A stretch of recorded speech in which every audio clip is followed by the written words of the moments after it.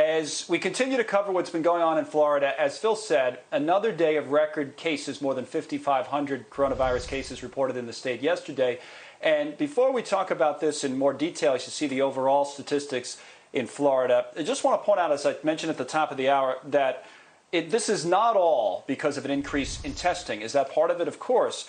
But if you look at the stats, from May 17th, the percentage of people testing positive in Florida was 2.27%. As of the 19th of June, just a few days ago, that percentage of positive tests in the state all the way up to 14%.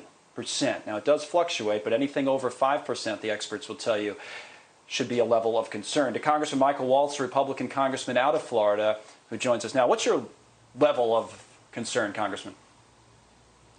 Well, just to add to the statistics that you were mentioning in terms of positivity rate, I think it is very, very important for all of us to also talk about the fact that, yes, the number of cases are rising, the positivity is rising, which I think makes sense as we open up and as we test more, but the hospitalization rate is relatively flat. The death rate is relatively flat. If you look from mid-May until now, when the opening began, that we're in about the same place, and I think it is worth remembering that the goal always was to flatten the curve so that our hospital systems could get the equipment that it needs, the PPE, the ventilators, the hospital space and the beds, and we've accomplished that. My real concern is that the left seems to be drastically moving the goalpost. Now you have New York Governor Cuomo talking about leaving malls and gyms and other businesses shut down and closed until we find a vaccine. It's not clear to me what he means by that. Is he talking about discovering a vaccine, fully producing a vaccine, getting it fully distributed? So, at the end of the day, what has me so upset is the people making these decisions, they're getting paid twice a month. And these business owners are not, they can't sustain themselves. They've got to put food on their table.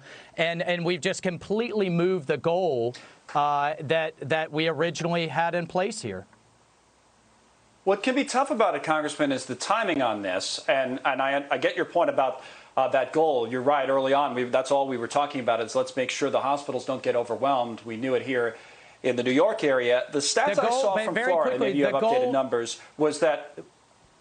No, I'm sorry, but the goal never was that we are going to shut down the entire country until we have zero infections. But that, honestly, that seems to be what some leaders, some elected officials are talking about that now. That is just not realistic. And sitting here in Washington, we can't continue to print our way out of this problem. We can't continue to feed the entire country from debt spending. It's not sustainable. It's not a serious conversation.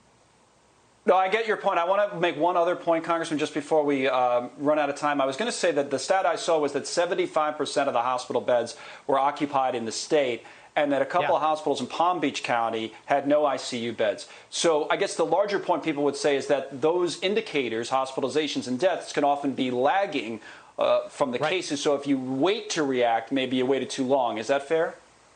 Well, and so we can't talk about Florida or the country, for that matter, as this monolithic thing. Florida as a state tends to run about 70% in terms of its beds. And if you have localities where you have hot spots, then sure, perhaps they take a different measures. But what we can't have are these one-size-fits-all kind of massive reactions. We have to allow people to get back to work. And importantly, individuals and business owners have to keep abiding by the guidelines, or else they are going to get these drastic reactions. And I think personal responsibility still needs to be a big part of the conversation. Understood, and it will be. We'll keep the conversation going. Unfortunately, we do have to run now. Congressman, thank you so much.